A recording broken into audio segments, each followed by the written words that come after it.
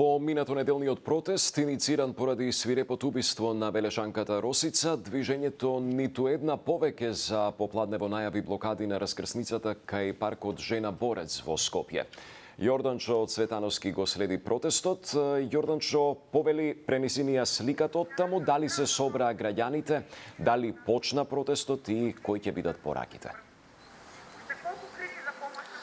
Така е, Борче. Протестот почна пред околу 10 минути, кога околу, као што може да регистрира и камерата на Канал 5, околу 50 до 100 луѓе се собраа на овој протест. За жал, многу помалку од на првиот протест кој беше во врска со убиството, свирепото убиство на 31 годишната велешанка Росица Колева и нејзиниот татко, кои беа убиени од поранешниот партнер на Росица, кој подоцна самиот си пресудил.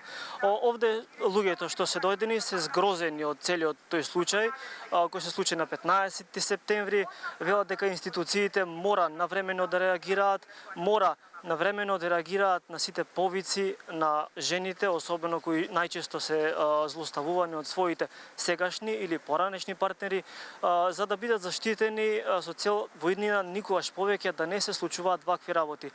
Пораките кои ги испратија е дека сакаат функционални механизми за итна заштита, реална проценка на ризик, 24 часовна SOS линија, доволно капацитети во засолништа и на раквици и строг надзор за сторителите. Во продолжение да слушнеме една од изјавите. Наистина сум ужасната од ова што се случи. Не ја знаев лично Русица, мака ја знаев на лик, излегувавме често во искафи, што беше шанкарка и стварно сум многу потресена.